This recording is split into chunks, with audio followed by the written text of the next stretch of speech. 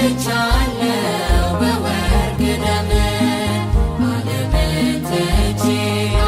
ዛሬ ዘወረደ ይባላል። ሁለቱም በዛሬው ዕለት የተገናኙበት ደስ የሚልበት ቀን ነውና እንደ እግዚአብሔር ፍቃድ መነሻ የምናደርገው በእግዚአብሔር ፊት ጸጋን አግኝተሻልና የሉቃስ ወንጌል ምዕራፍ 1 ቁጥር 30 ላይ በእግዚአብሔር ፊት ጸጋን አግኝተሻልና። የትምህርቱ መሰረታዊ ዓላማ ለእመቤታችን ለቅድስት ድንግል ማርያም የተሰጠው ጸጋ የማይደገም ዘላለማዊ ጸጋ እንደሆነ ማሳየትና ማስገንዘብ ነው። ይሄ ቃል የተናገረው ቅዱስ ገብርኤል ነው። ለማን የተናገረው? ለእመቤታችን ለቅድስት ድንግል ማርያም ነው። መቼ ነው ይሄ ቃል የተናገራት? ይሄ ሰላምታ እንዴት ያለ ሰላምታ ነው ብላ ባሰበች ጊዜ ነው።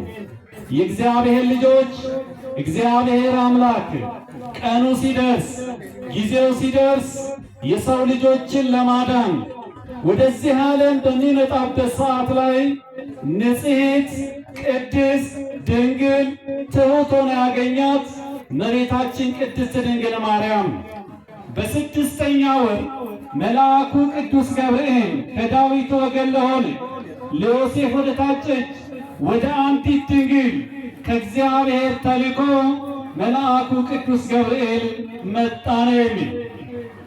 የመጀመሪያው ሰላምታና ምስጋና አንድ ላይ ያቀረበላት እንዲህም አላት፣ ደስ ይበልሽ ጸጋን የሞላብሽ ሆይ ጌታ ካንቺ ጋር ነው፣ አንቺ ከሴቶች መካከል የተባረክሽ ነሽ ብሎ ምስጋናውን ሰላምታውንም አንድ ላይ ያቀረበላት እመቤታችን ቅድስት ድንግል ማርያም ይሄ እንዴት ያለ ሰላምታ ነው ብላ ባሰበች ሰዓት መልሶ እንዲህ አለ፣ ማርያም ሆይ በእግዚአብሔር ፊት ጸጋን አግኝተሻል፣ ተቀባይነትን አግኝተሻል።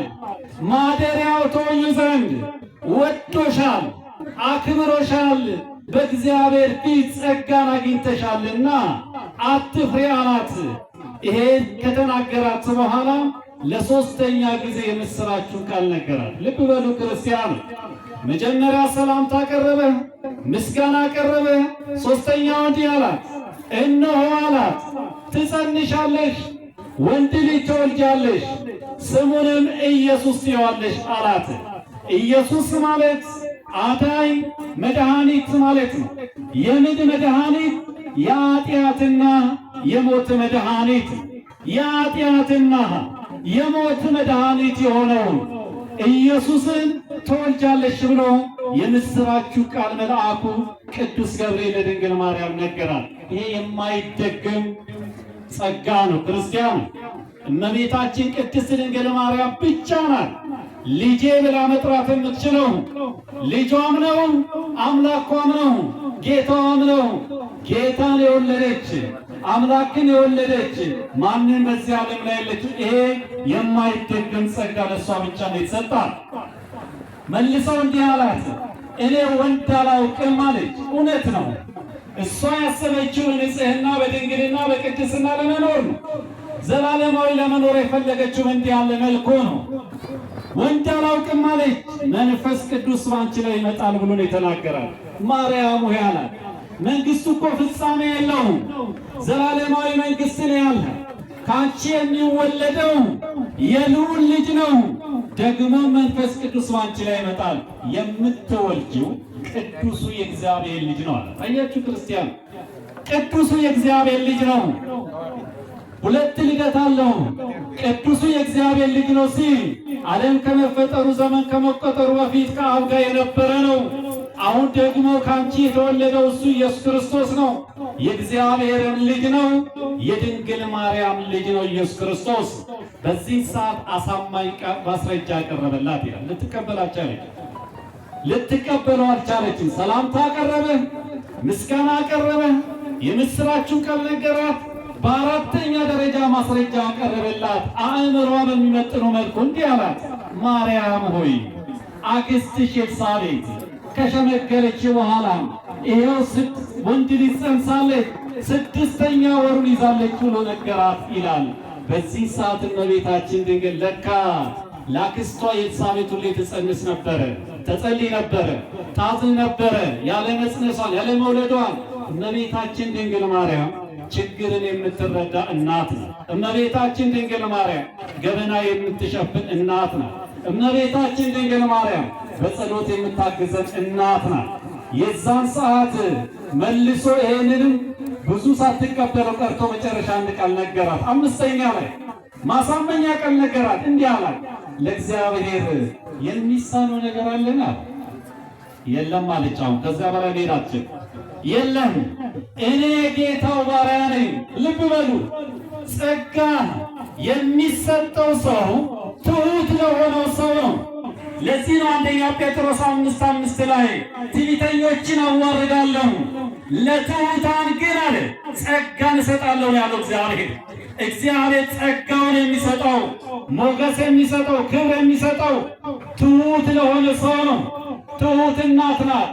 እኔ ጌታ ባሪያ ነኝ እንደ ቃል ይሁንልኝ ስትል ከሦስቱ አካላት አንዱ ወልድ በተለየ አካል ከእመቤታችን ከቅድስት ድንግል ማርያም ከሥጋዋ ሥጋ ከነፍሷ ነፍስ ነሳ። ክብርና ምስጋና ለመድኃኒዓለም። የእግዚአብሔር ልጁ በመጀመሪያ ቃል ነበረ፣ ቃልም በእግዚአብሔር ዘንድ ነበረ፣ ቃልም እግዚአብሔር ነበር ይልና ዮሐንስ ወንጌል ምዕራፍ 1 ቁጥር 1 ላይ ቁጥር 14 ላይ ቃልም ሥጋ ሆነ ይላል። ዛሬ ዘወረደ የተባለው ይሄ ከሰማይ ከወረደው በስተቀር ወደ ሰማይ የወጣ የለም። የወረደው ቃል ከእመቤታችን ከድንግል ማርያም ከሥጋዋ ሥጋ ከነፍሷ ነፍስ ነስቶ ተወለደን ጌታችን መድኃኒታችን ኢየሱስ ክርስቶስ የእግዚአብሔር ልጁ። ለምንድን ነው ታዲያ እመቤታችን ቅድስት ድንግል ማርያም እኛ የምናከብራት? ለምንስ ተሰብስበን እንዘምርላታለን? ለምንስ ተሰብስበን እናወድሳታለን? መጽሐፍ ቅዱሳዊ ስለሆነ የመጀመሪያውና አንደኛው እግዚአብሔር ስለመረጣት ነው። ማን ስለመረጣት ነው? እግዚአብሔር ስለመረጣት ነው። መዝሙር 131 እግዚአብሔር ጽዮንን መርጧታልና ማደሪያውም ትሆን ዘንድ ወዷታልና ይህቺ ለዘላለም ማረፊያዬ ናት አለ። ወዷታል ሲል ንጽሕናዋን፣ ቅድስናዋን፣ ድንግልናዋን አይቶ ወዷታልና ማለት ነው። ለዚህ ነው ቅዱስ ጳውሎስ ሮሜ 8:30 ላይ እግዚአብሔር አስቀድሞ መርጧቸዋልና እግዚአብሔር የመረጠውን አለ ማን ይከሳል? የመረጣት እግዚአብሔር። እግዚአብሔር ስለመረጣት እኛ እናመሰግናታለን። ሁለተኛው ክብሩን ስለገለጠባት ክርስቶስን ያየንባት መስታወታችን ድንግል ማርያም እሷ በዚህ ምድር ላይ ንጽሕት ቅድስት ድንግል ሆና ባትገኝ ኖሮ ጌታም አይመጣም፣ ከእሷም ተጸንሶ አይወለድም ነበር። እሱ ሁሉንም አየ ተመለከተ አለ አባ ሕርያቆስ በቅዳሴ አሸተተ አለ። እሷን ግን ተመለከተ ነው የሚል ክብሩን ገለጠባት። ለዚህ ነው ድንግል ማርያም የሉቃስ ወንጌል ምዕራፍ 1 ቁጥር 50 ላይ እንዲህ አለች፣ ብርቱ የሆነው እርሱ በእኔ ታላቅ ሥራ አድርጓልና ስሙም ቅዱስ ነው። ምሕረቱ ለሚፈሩት ለልጅ ልጅ ነው። ትዕቢተኞችን አዋረዳቸው፣ ባለጸጎችን አዋረዳ ባዶ እጅ አሰደዳቸው፣ ገዢዎችን አዋረደ፣ ለትሑታን ግን ከፍ ከፍ አደረጋቸው ተብሎ ይጻፋል። ክብሩን ስለገለጠባት እናመሰግናለን። ሦስተኛው የጌታ እናት ስለሆነች ነው። የማን እናት ስለሆነች? የጌታ እናት፣ የአምላክ እናት። እኛ አይደለን መጽሐፍ ቅዱስ ያለውን። ወዲያውኑ እመቤታችን ቅድስት ድንግል ማርያም ፈጥና ይላል ወደ ዘካርያስ ቤት ሄደች ነው የሚለው። ወደ ዘካርያስ ስትገባ ሰላምታ ቀረበች። ቅድስት ኤልሳቤጥ መጣ ተሳለመቻት። በቅድስት ኤልሳቤጥ መንፈስ ቅዱስ ሞላባት። በታላቅ ጩኸት እንዲህ አለች፣ አንቺ ከሴቶች መካከል ተለይተሽ የተባረክሽ ነሽ፣ የማኅፀንሽን ፍሬ የተባረከ ነው። መልአኩ አብስሮ ነው ሄደው፣ እሷ የማኅፀንሽ ፍሬ የተባረከ ነው። የጌታዬ እናት ሆይ ወደ እኔ ትመጪ ዘንድ እኔ ማን? ከጌታ የተነገረው ቃል ይፈጸማልና ያመነች ብፅዕት ናት ብላ መሰከረችላት። አንቺ የጌታ እናት ነሽ። ቀድሞ ጌታ ስላንቺ ተናግረዋል፣ የተነገረው ቃል አንቺ ተፈጽመዋል ብላ ቅድስት ኤልሳቤጥ የጌታዬ እናት አለ። ጌታዬ እናት ብላ ነገረቻት፣ አመሰገነቻት። የጌታ እናት፣ የአምላክ እናት፣ የኢየሱስ እናት፣ የአማኑኤል እናት፣ የእግዚአብሔር እናት ስለሆነች እመቤታችን ቅድስት ድንግል እናመሰግናለን። ሌላው አምስተኛው ክርስቲያኖች ዋጋው ስለማይጠፋብን ነው። ዛሬ የተሰበሰብንበት ትልቁ ምክንያት እዚህ ላይ ዋጋው ስለማይጠፋብን እንዲህ ተብሎ ተጽፏል።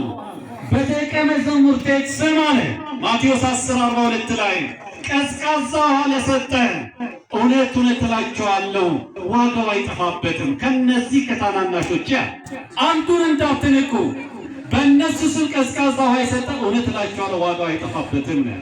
ታናናሾች አላችሁ።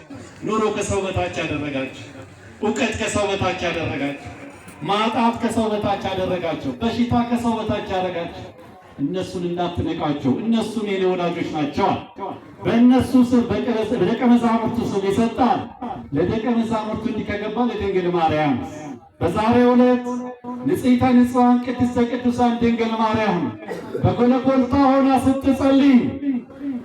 ስትጸልይ ጌታን እባክህ ልጄ ወዳጄ ሆይ እባክህን ስማኝ ጸሎትን እያለ ትጸልይ ነበር። በዚህ ሐዋርያት ሥራ ምዕራፍ 1 ቁጥር 14 ላይ የኢየሱስ እናት ከደቀ መዛሙርቱ ጋር ሆና አብራ በጸሎት ትተጋ ነበር ይላል። ልብ በሉ፣ በጸሎት ትተጋ ነበር ይላል። አሁን መጣ ልጇ ወዳጇ፣ እናቴ ሆይ ምን ላድርግልሽ አለ። ልጄ ሆይ በኔ ስም እንዲህ አለች፣ ጧፉን ዕጣኑን ቤተ ክርስቲያን በኔ ስም ያሳነጸውን በኔ ስም የተቸገረውን የረዳ የተራበውን ያበላ የተጠማውን ያጠጣ የታረዘውን ያለበሰ ይህንን ማርልኝ። እውነት እላለሁ በራሴ እምልልሻለሁ እምልልሻለሁ በአንቺ ስም ልጆቹን የሰየመ ቤተ ክርስቲያንን ያሳነጸ ዕጣኑን ጧፉን ዘቢቡን ንዋያተ ቅድሳቱን ይዞ የመጣ በአንቺ ስም ለተቸገረ ለረዳ እውነት እላለሁ በራሴ ምዬልሻለሁ አለ። መዝሙር 88 ቁጥር 3 ላይ ከመረጥኳቸው ጋር ቃል ኪዳኔን አኖርኩልና ቁጥር 34 ላይ እግዚአብሔር የተናገረውን ቃል አያጥፍም ተብሎ ተጽፏል። እዚህ ዘኍልቍ 23:19 ላይ እግዚአብሔር ይዋሽ ዘንድ ሰው አይደለም ይላል። የማቴዎስ ወንጌል ምዕራፍ 24 ላይ ሰማይና ምድር ያልፋል እንጂ ቃሌ ግን አያልፍም ማለት የገባው ቃል ኪዳን እግዚአብሔር አያጥፍም። እግዚአብሔር አይረሳም። በእግዚአብሔር ዘንድ ምንም ነገር የተረሳ ነገር የለም። በዚህ ቀን ለእመቤታችን ለድንግል ማርያም ቃል የገባላት ቀን ነው። የምህረት ቃል ኪዳን ገብቶላት ቀን ነው። በላይሰብ የተባለ አንድ ሰው እሷን ያገለግል የነበረ በእሷ ስም ዝክር ይዘክር የነበረ እግዚአብሔርን ይፈራ የነበረ ሰው ገዝቻለሁ በወርቅ ደም